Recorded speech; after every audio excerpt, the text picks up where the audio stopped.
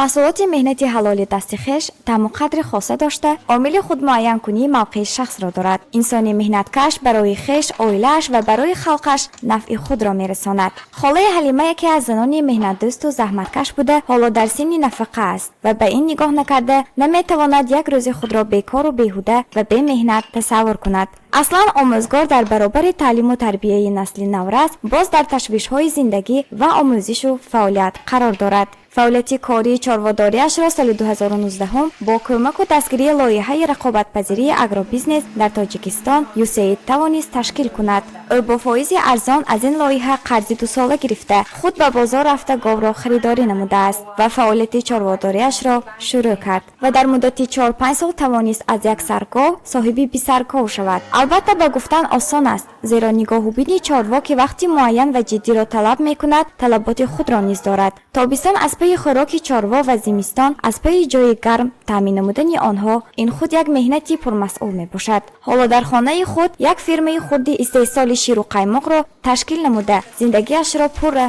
تامین می کند.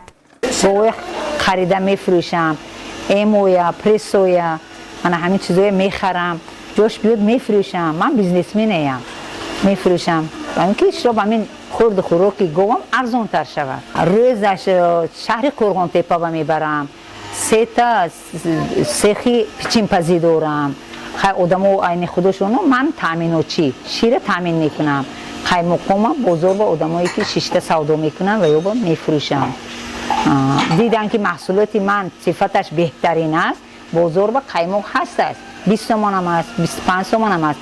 نه محصولات من که بهترین که هست، من 35 تومان میفروشم. از این مول حال، از این چارواداری آدم فایده میبیند که ضرر نی. سالش با من گاو باشد، گاو شیرته باشد 2 سال میتید، شیرش خودش تامین میکند.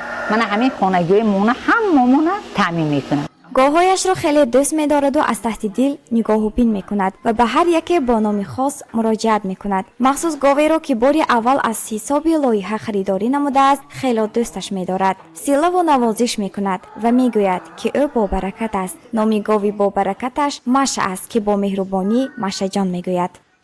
گاو هر سال بچه می‌تید. من به شیر میتید.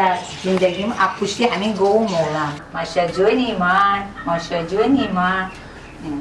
هر پگاهی بر وقت همراه دختر و کلینش گاوها را می جوشند. با اسباب مخصوصی قایماق جدا کنی، 3 پرد قایماق را جدا کرده در یک روز به غیر از 150 لیتر شیر باز 5 لیتر قایماق و جرخات می گیرند. شیر و جرخات و قایماق را به مغازه ها، بازار و سیخ ها دسترس می کنند. قایماقش که صفت بلند دارد با نرخ 35 سامانی 1 لیتر به فروش می گذارد. به غیر از این همسایه هایش نیز هر روز از شیر و جرخات و قایماق تامین هستند. از حساب درآمدی چارواداری زندگیش پر تامین است. حتی پاروبی آنها را یعنی تپک کرده برای فروش 2 تا 1 سامانی و برای علاب فصل سرما استفاده میبرد. درآمدی یک روزه‌اش 175 سامانی را در بر میگیرد.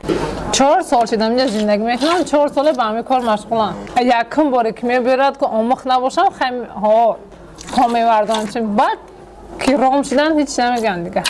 گرچند مهنت عذاب و مشقت و زحمت را طلب میکند، لیک شرف و افتخارش در پسش نهان است. باید خاله حلیمه به آن زنهایی که جوان هستند و از زندگی مینالند و یا از عهده زندگی نمیبرایند درسی عبرت شود.